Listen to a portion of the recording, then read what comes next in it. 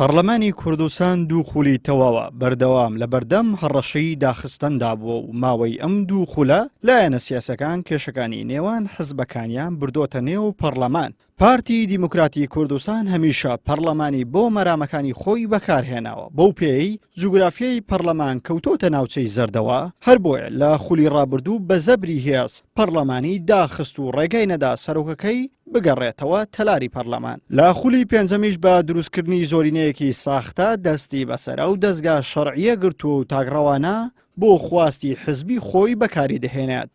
لای ئێمە زۆرینەی تەزویرە و زۆرینەیەکی مزەیەف. ئەندامێکی پەرلەمانی عێراقیش لە بەرنامەی ئەمڕۆی کەناڵی ئاسمانی پێیام گوتی پارتی بەرپرسە لە ڕۆڵی ئێستای پەرلەمانی کوردستان و ئەو پێی وایە تا ئێستا پەرلەمانی کوردستان لە خولی پێنجەم هیچ ڕۆڵێکی کاریگەری نەبووە.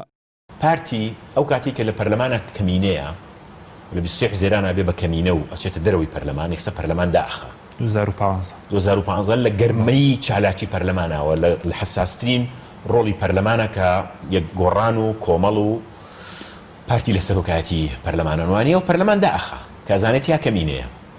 ئێستا کە زۆرینەیە ئەڵە بە هیچ شێوەیە قبوڵمانیە پەرلەمە پەکی بکەوێت. لە کاتێکە باشە لە کاتێکە بابزانین یعنی ئەو پەرلەمانە لە ماوەی ئەم ساڵی کە دەست بەکار بۆ باشە هەنگاوێکی جدیم پێ بڵێ یعنی کە زۆر یەکلاکەرەوە بێ لە سیستمی سیاسیە، زۆر یەکلاکەرەوە بێ لە بەرژەوەندی ژیرفانی خەڵکە، زۆر یەکلاکەرەوە بوو بێ لە بەرژەوەندی خەڵکا بەگشتی. ئەمەری ئیهانەیە یعنی تۆ تەسەورکە سەرۆکی فراکسیۆنی پارتی بڵێ وەڵی هیچ حیزبێکی قبوڵ ناکەین پەرلەمان. خوا دوو ساڵ لە پەرلەمان پەکخە، خوا دوو ساڵ پەرلەمانیان داخست، قفڵێکی گەوریان لێەوە. نووسەرێکی جیهانی دەربارەی کوردستان دەنووسێت هەر کاتێک بنەماڵەی بارزانی و تاڵەبانی یەک بوون ئەو کات هەرێمی کوردستان بەرەو پێشەوە دەچێت و دیموکراسی ڕێچکەی خۆی دەگرێت. بەداخەوە لە هەرێمی کوردستان دیفاکتۆیەکە ئەمری واقعەکەیە کە هەرێم بە خێڵەچی بەڕێوە دەبرترێ. ڕاستە دوو هێزی سیاسی هەیە ناویان یەکێتی و پارتیە، بەڵام ئەم دوو هێزەش کورد دەبێتەوە لە دوو بنەماڵە.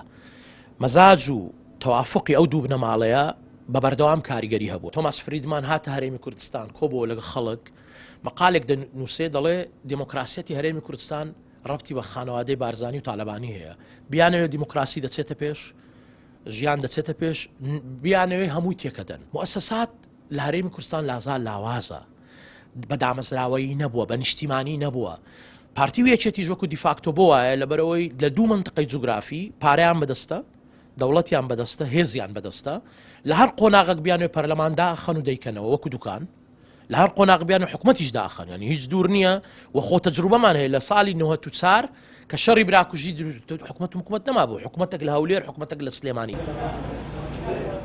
پەرلەمانی کوردستان لە ساڵی 1992 دامەزراوە. تا ئێستا 4 خولی بەڕێکردووە و ئێستا لە خولی پێنجەمی خۆیدایە. چاودێرانی سیاسیش باوەڕیان وایە خول بە خول پەرلەمان لاوازتر بووە و بەشێکیژی لاوازیەکەی بۆ سەرۆکایەتیەکان دەگەڕێنەوە. عیمران ئەمیر، کەناڵی ئاسمانی پەیام، هەولێر.